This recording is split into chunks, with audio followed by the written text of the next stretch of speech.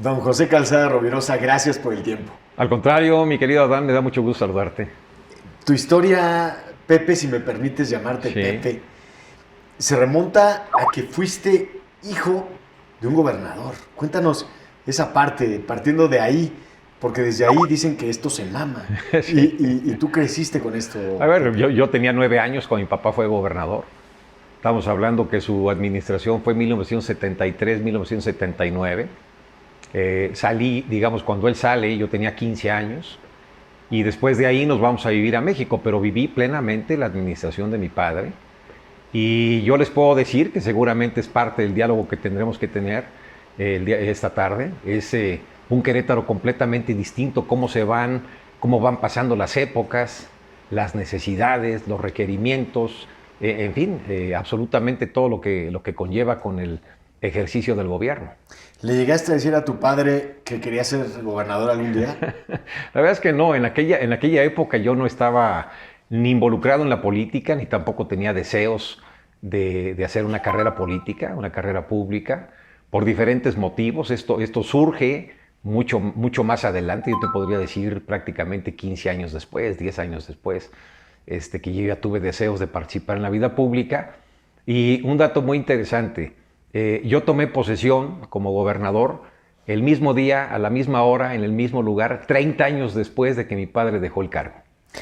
Es brutal lo que la sangre llama y a ti te llamó de una manera directa y hay muchas cosas que contar de ese Querétaro y del Querétaro que te tocó gobernar, Pepe, pero antes de ser gobernador, tuviste diferentes cargos y diferentes intentos para lograr colarte en la política. Cuéntanos cuáles fueron esos, Pepe. A ver, no es sencillo, nunca es fácil. Y Sí. todos tomamos rumbos y carreras y brechas distintas para llegar a un objetivo, que el objetivo fue el gobierno del Estado en este caso particular.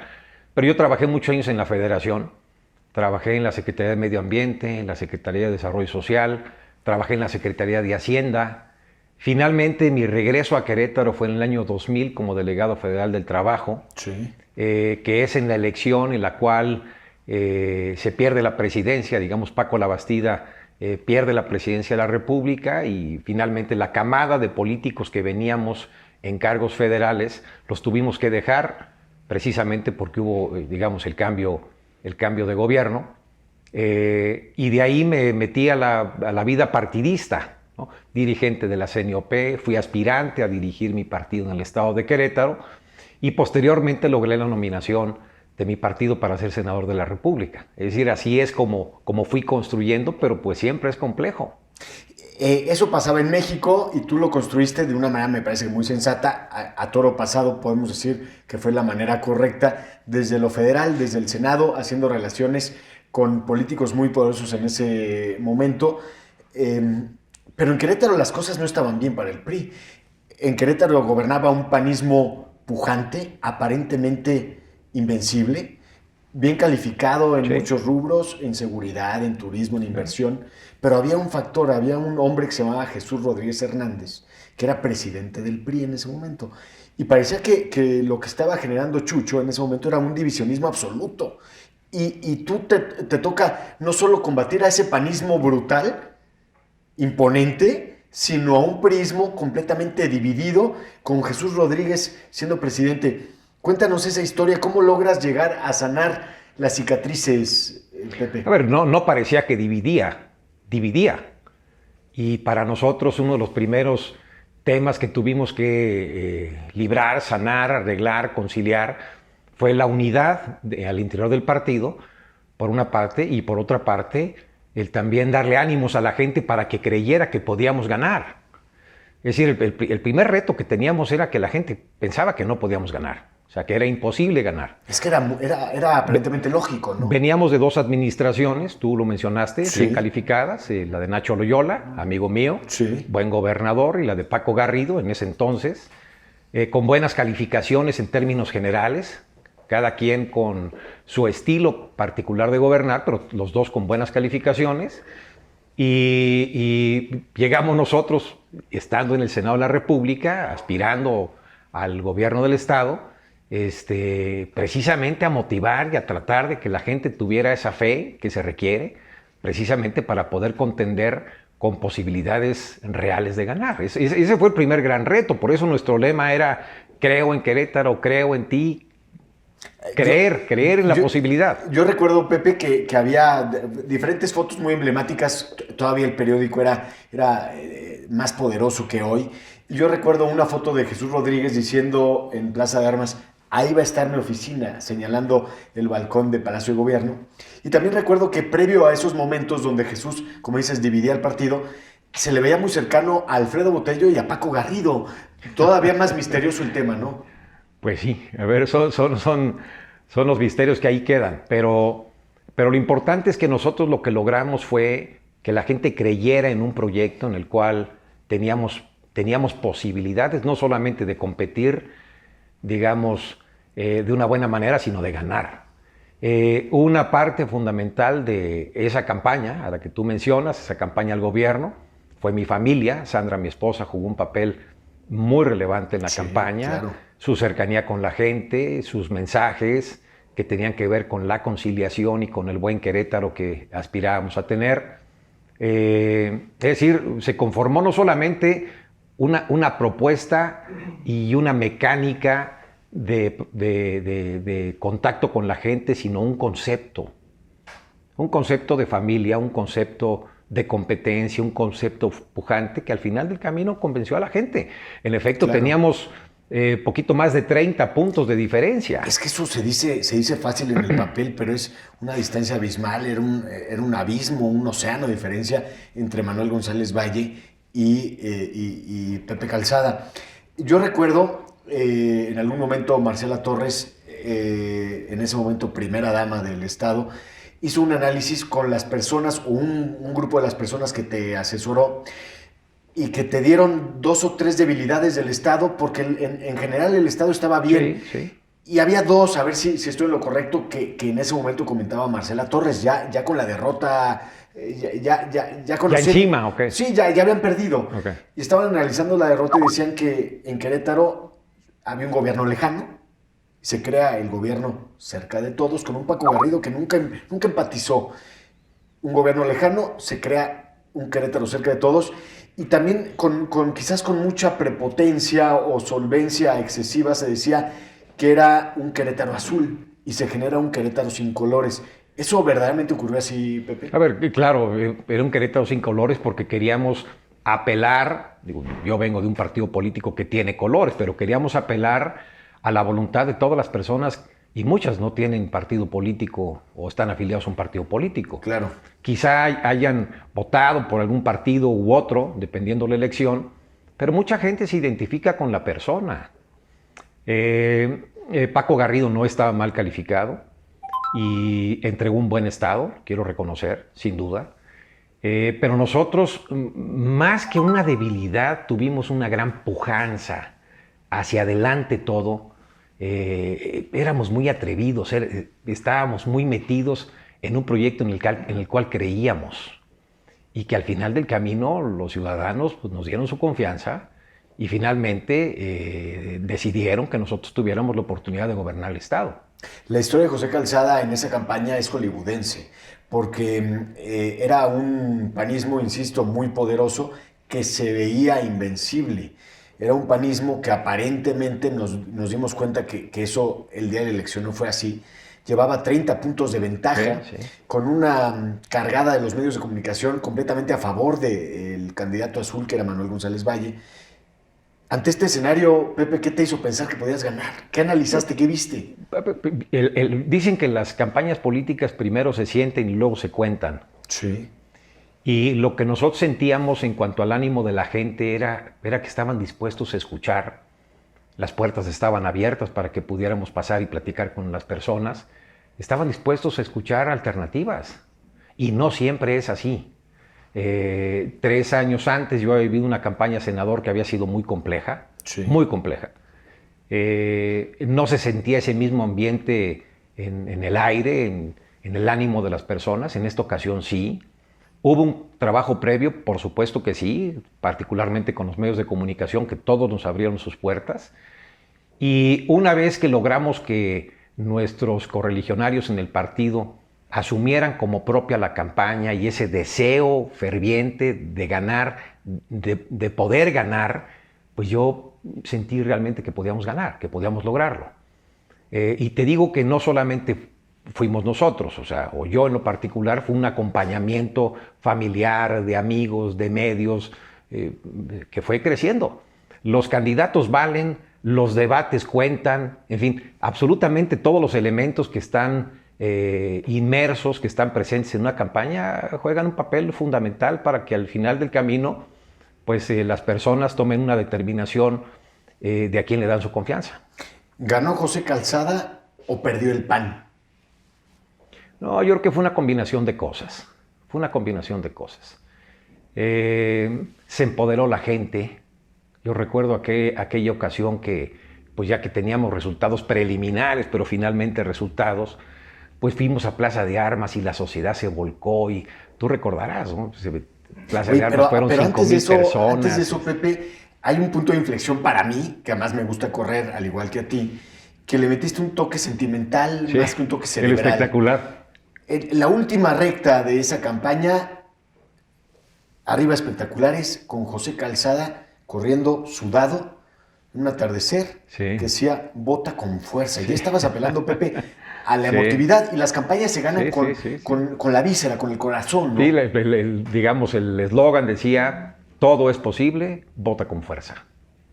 Y eso fue una fotografía, fue algo más que de estudio, fue una cuestión que se ocurrió ahí en casa y lo subimos y tuvo un muy buen impacto porque era como una fotografía natural de cualquier persona que sale a hacer ejercicio con su familia, en fin, era algo muy, muy natural. Claro. Y a la gente le gustó.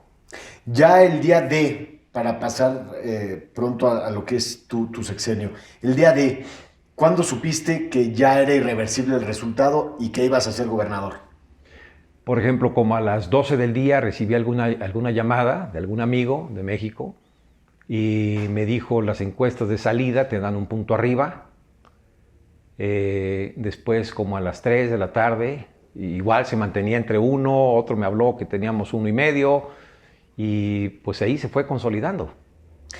Y yo creo que digamos el elemento que para mí me dio la confianza de que estábamos arriba en la elección es cuando los medios de comunicación, la gran mayoría que estaban en la casa de Manuel González Valle, se pasaron eso es un acá con nosotros. Inequívoco. Bueno, pues inequívoco, porque ellos sí tienen información. Justamente igual Ignacio Loyola dijo.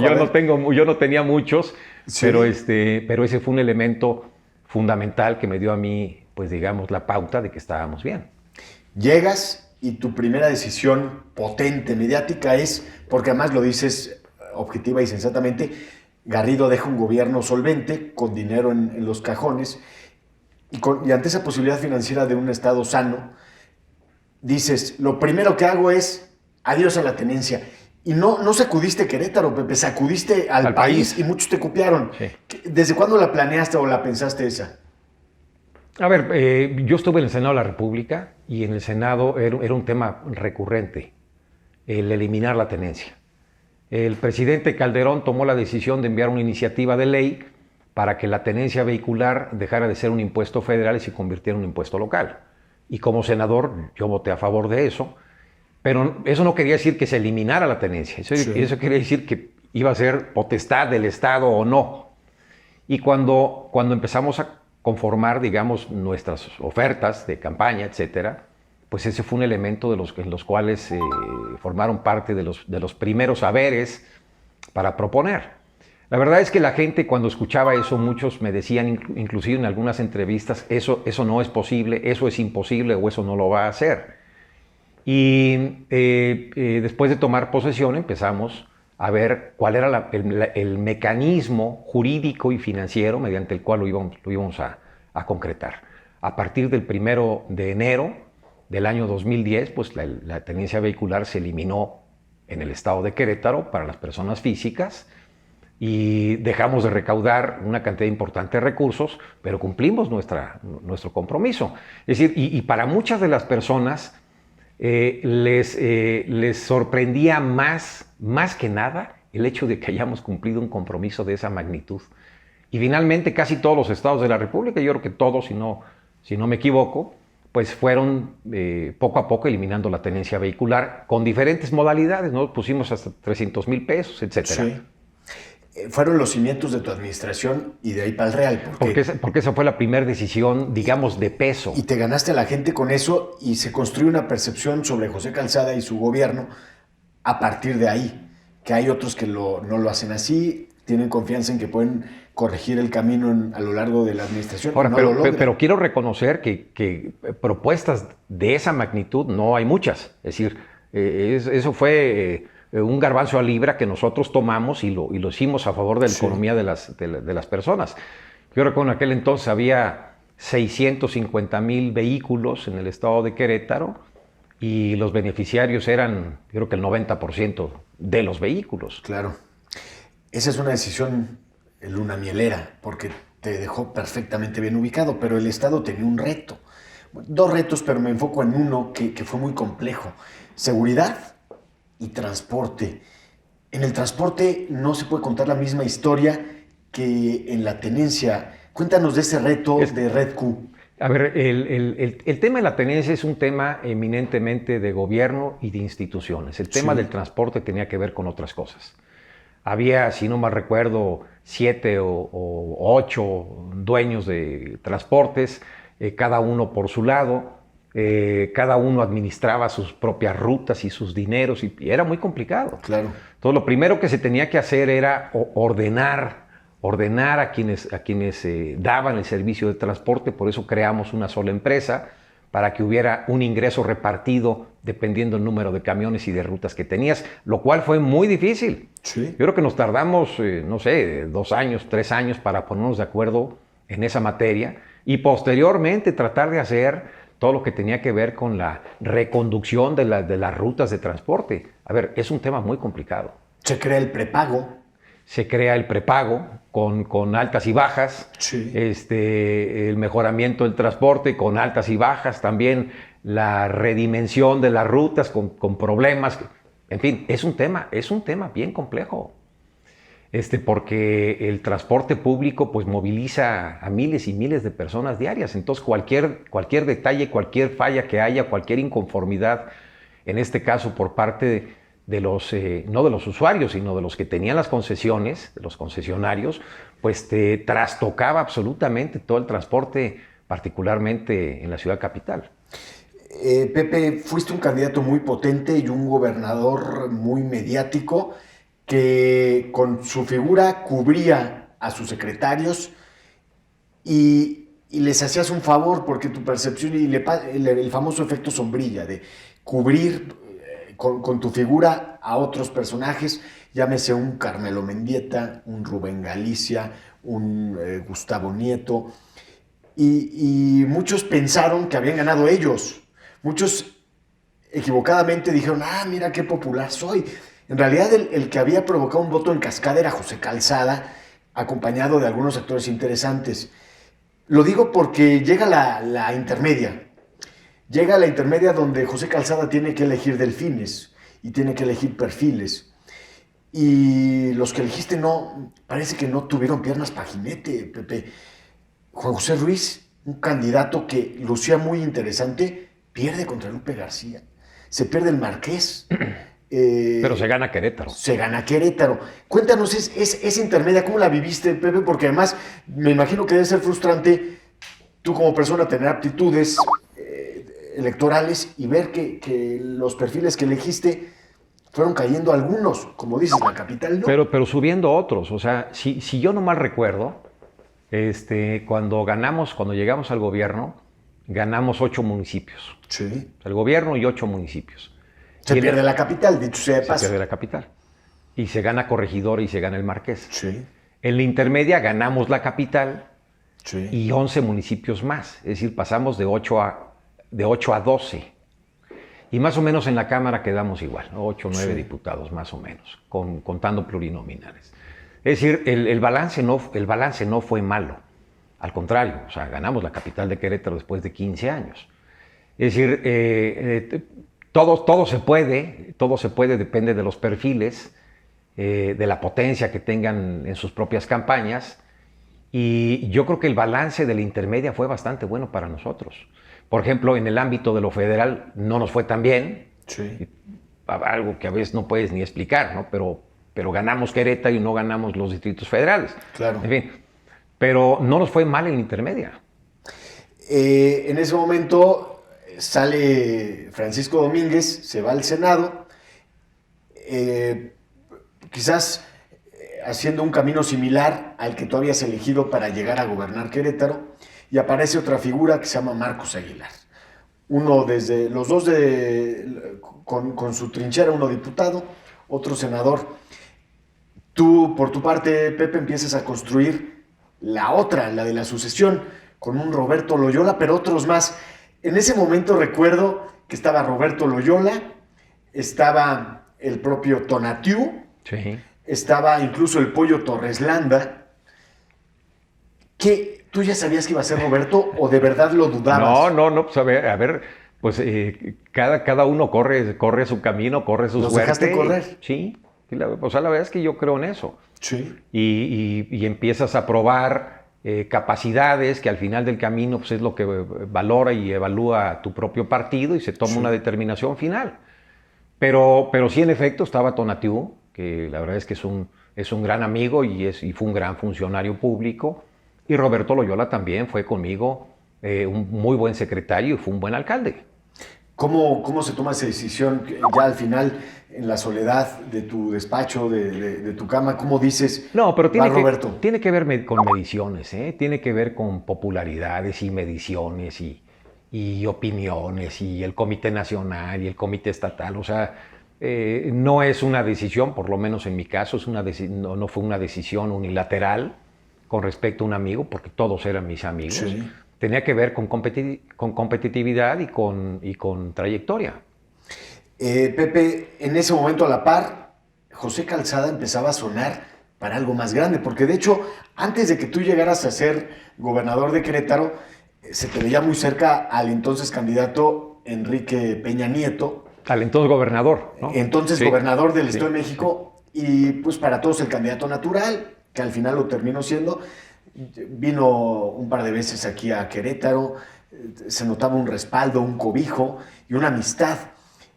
Transcurren los años y llega el momento donde comienza a madurar el sexenio y comienza a verse quién iba a ser el sucesor de Enrique Peña Nieto. Hay una foto que tienes ahí del gabinete de Peña Nieto y aparecen diferentes personajes donde tú destacas, porque más en esa foto en particular, que ya veremos en la edición final, estás muy cerca del presidente. Cuéntanos esa trayectoria. Empezaste a sonar como favorito para ser el candidato a presidente de México, Pepe. Pues a ver, algunas personas lo llegaron a mencionar. Sí. Yo honestamente cumplía únicamente una labor como un colaborador más del presidente. Se decía, quizá porque éramos amigos y en efecto tenemos una amistad, pero en aquel entonces decía, ellos tienen una amistad. El hecho de haber sido gobernador, habíamos pocos exgobernadores en el gabinete del presidente. En fin, diferentes cuestiones. Y pues sí, se llegó a decir. Nunca te lo insinuó Peña Nieto, como tú lo hacías con los que dejaste correr en el estado, ¿sientes que él te dejó correr? Sí, o sea, sí creo, nunca me dijo no lo hagas, o nunca me dijo no corras. Sí. Tampoco me dijo adelántate. Sí. Quiero ser franco también con eso. Pero sin embargo siempre tuvo simpatía de que desarrolláramos nuestro trabajo. Y al final del camino él tomó una determinación y el partido evidentemente en esa misma dirección. Y fue Pepe Mid, de quien yo tengo una magnífica relación y opinión. Pero bueno, pues vivimos esa época, vivimos ese momento. La verdad es que es un gran privilegio el poder vivir ese momento de sucesión en el cual pues, algunas personas llegaron a mencionar mi nombre. A la par, vuelvo a lo local, estaba en la carrera por el estado con un candidato que lucía muy fuerte, que era Roberto Loyola, haciendo un buen trabajo en la capital. Las mediciones, como bien lo dices, Pepe, lo ubicaban bien. Y al final, ¿qué crees que es lo que pasa en esa derrota? Que fue tan sorpresiva esa derrota de Roberto Loyola como sorpresiva la derrota de Manuel González Valle, 6 años antes. Pasó lo inesperado en ambos escenarios. Ya analizándolo a toro pasado también, ¿qué lees tú de lo que le ocurre a Roberto Loyola en esa imposibilidad de sucederte en el poder? A ver, la verdad es que para mí emitir una opinión con respecto a eso no es fácil, pero yo lo que te puedo decir es que la gente en Querétaro es analítica con respecto a las propuestas, con respecto a los candidatos, y finalmente toman una determinación.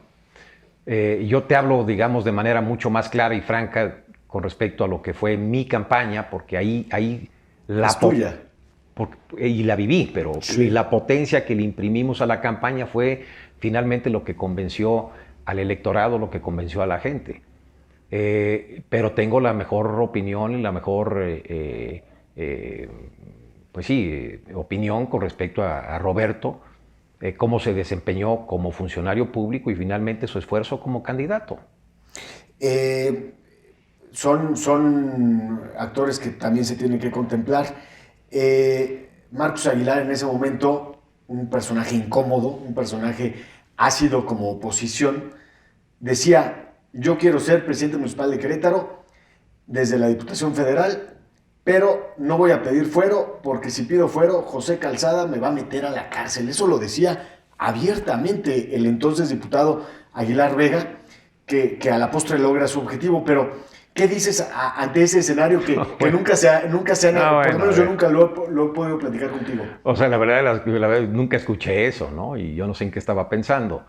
Pero absolutamente no. Era potente en sus apreciaciones y en sus discursos y en sus acciones. Muchas de ellas se contraponían con el progreso de Querétaro. Estuvo en contra del tren, Sí. por ejemplo. Muchas personas quizá no lo sepan, pero ese señor estuvo en contra de que se hiciera el tren, lo cual hoy promueven ellos mismos. Sí. Pero con respecto al fuero y otro tipo de cuestiones, pues la verdad es que ni conocía ese tema. Pepe, ¿cuál fue el momento más difícil de tu sexenio? Porque fue un sexenio de muchas vivencias en diferentes sentidos. Te toca vivir cosas que te posicionan mediáticamente muy fuerte a nivel nacional, los retos de Querétaro. ¿Cuál fue el momento más duro del sexenio de José Calzada? A ver, yo creo que hay dos temas. El primer tema tú lo tocaste y tiene que ver con cuestiones de organización institucionales vinculadas al transporte. O sea, ese es uno de los temas más complejos.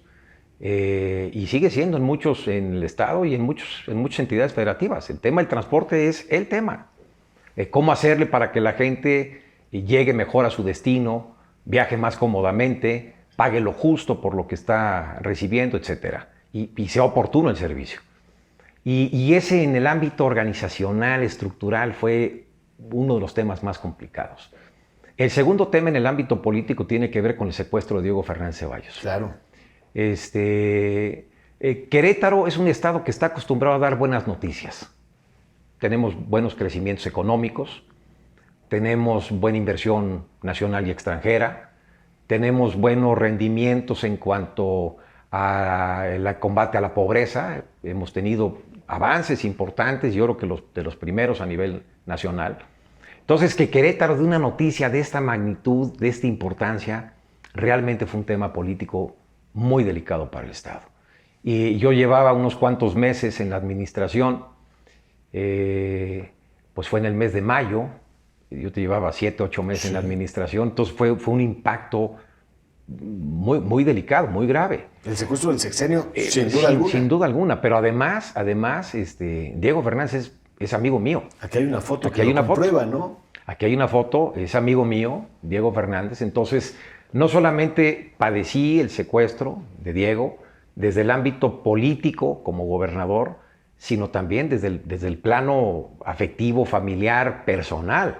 O sea, ese fue el tema, digamos, políticamente más complejo de la administración. Después tuvimos otros que tienen que ver con finanzas, con la entrega, con muchas otras cosas más. Sí. Pero la verdad es que yo disfruté la administración, tuve la oportunidad de planear progreso. Por ejemplo, hoy gran parte de los gobernantes, en vez de estar pensando en el progreso, en el crecimiento, en el desarrollo, pues con esta pandemia en lo que se está pensando es cómo le hago para que mi gente no se enferme, ¿Cómo le hacemos para en conjunto poder sobrevivir esta pandemia? Es decir, mucho más allá de proyectar otras cuestiones que tienen que ver ¿Te con tocó progreso. una pandemia a ti? Me tocó.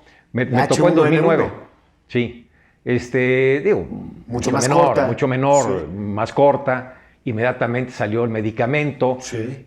Yo creo que por ahí de enero del 2010 tuvimos ahí el medicamento. En fin, se empezó a tratar, pero sí lo viví. Sí. Sí lo viví. No era una pandemia global, no era una pandemia mundial, era Pero más bien tenía de el México. potencial de serlo. Sí, Uno claro. nunca sabe hasta dónde puede llegar. Eso pensábamos del COVID-19 y hoy enos aquí. Y te digo una cosa, tampoco había una solución fácil, evidente, que alguien te pudiera sugerir, hazle de esta manera para que la puedas atajar, para que te puedas librar, para que puedas proteger a las personas. Claro. Tampoco, pero fue mucho más corta. Digo, en 2009 tuvimos una caída del crecimiento económico nacional importante. Es decir, sí se padeció la pandemia, Claro. que fue prácticamente 2009 y parte del 2010, pero mucho más corta, como tú bien mencionas. Entonces, eso también afectó finanzas públicas y afectó desarrollo económico de la entidad. Pero fuera de eso, tuvimos años muy buenos.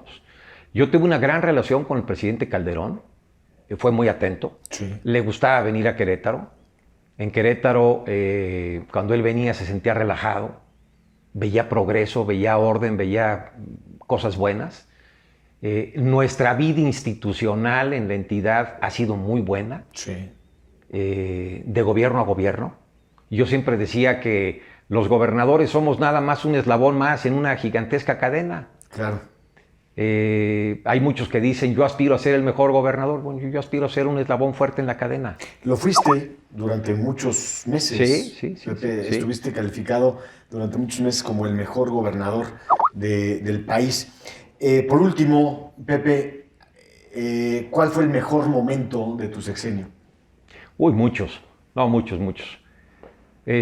Tuvimos logros muy importantes que celebré junto con la ciudadanía.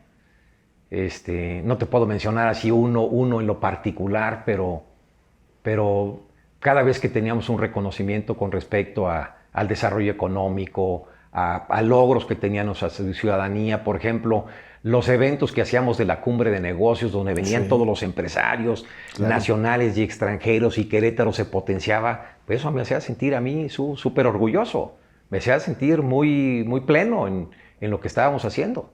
¿Cómo ves al Querétaro del 2021, Pepe? Es un Querétaro de retos, como siempre. Todos los que llegamos en ciertos momentos tenemos retos que enfrentar. Ahorita el reto es COVID. Sí. Ya habrá otros más adelante. Un estado, Querétaro, que se distingue por encima de las demás entidades federativas, casi de todas. Somos un estado seguro, somos un estado que atrae inversión. Yo les menciono siempre, y platicaba con Sandra, mi esposa, hace un par de días, que hacíamos una comparación precisamente con motivo de esta entrevista, pues hacíamos un recuento de cosas. Sí. Yo recuerdo que Francisco Garrido a mí me entregó un buen estado, lo reconozco y lo digo siempre. Éramos el tercer o cuarto estado en crecimiento económico, así lo entregué. Éramos un estado con finanzas sanas, así las entregué. Éramos un estado que tenía una de las deudas más bajas del país, nosotros la disminuimos en 20%. Éramos un estado que combatía a la pobreza y marginación, sobre todo la pobreza extrema. Nosotros logramos reducir esa brecha. Es decir, todos tenemos nuestros retos en su momento. Para algunos gobernadores del pasado, su principal problema fueron problemas económicos o problemas que tenían que ver con falta de fondos para las universidades o para los jóvenes. Claro. Quizá esa no fue nuestra parte fue otra. El reto que tenemos quienes llegamos a gobernar, y para quienes aspiren a gobernar, es que le demos a nuestra entidad otro elemento más o fortalezcamos los elementos que hay para que siga creciendo y desarrollándose. Te hago un recuento rápidamente. El Querétaro de los 70 era un Querétaro agrícola, 60, 70, era un estado eminentemente agrícola. Sí. A partir de los finales de los 70 se convirtió en un estado agroindustrial. Llega Kellogg's, llega Nestlé. Entonces ya no solamente agrícola, era agroindustrial. En los años por venir, digamos en los 80s hasta mediados de los 80s, empezó a ser un estado que elaboraba autopartes, fabricantes de autopartes. Tremec y muchas más que empezaron a llegar a Querétaro, por su mano de obra, por su ubicación geográfica, por la calidad de sus escuelas, etc. Años más adelante empieza a desarrollarse el turismo. Es decir, la pata de una mesa que era la agricultura y después la agroindustria y después la automotriz se fortaleció con el turismo. Y años más adelante vino la industria aeronáutica. ¿Cuáles son los retos por venir para los gobernantes que llegarán, los que los ciudadanos decidan? Pues es darle otro elemento que pueda anclar mejor la economía de nuestra entidad para que se siga desarrollando, para que la gente siga teniendo oportunidades de empleo, para que les vaya bien. Es decir, ese es el reto que tenemos todos. 6 años parecen eternos, Adán. Pero un día me dijo Nacho Loyola, mi gran amigo Nacho Loyola, son días largos y años cortos. Y esa frase la recuerdo en uno de tus informes, si no me equivoco, va a haber sido el quinto, que se me quedó muy grabada porque el tiempo se va volando. Sí. ¿Habrá José Calzada activo en la vida pública, en la vida política en un futuro cercano? A ver, por lo pronto estoy de verdad disfrutando mucho este tiempo con mi familia. Yo creo que esta pandemia nos ha enseñado muchas cosas. La primera es tener una convivencia mucho más cercana con la familia y valorar a la familia. Yo tuve 25 años, un poco más de vida pública, de agenda pública. Y hoy me ha permitido estar con Sandra, estar con Sandrita, mi hija, con José y con Diego. Ya voy a ser abuelo, afortunadamente, este año. De un varón. De un niño. Sandrita, mi hija, va a ser mamá. Estamos todos en la familia muy emocionados, muy entusiasmados con la llegada de Eduardo, mi nieto. Estoy disfrutando este momento. Más adelante no lo sé. ¿Puede haber oportunidades de vida pública? Sí las puede haber. Pero por lo pronto vivo el día, vivo el momento y vivo agradecido con esta oportunidad que me dieron las mujeres y los hombres de Querétaro de gobernar el estado. José Calzada, Pepe, gracias por el tiempo, eres historia viva. No, hombre, te agradezco mucho, muy amable. Gracias. Pepe. Y recuerdo que nos íbamos a jugar fútbol. Sí, yo también en el Plenus. ¿Recuerdo? Hay que repetirlo, Pepe. Bueno, pues buenas vivencias. Muchas gracias. Gracias por el tiempo. Gracias.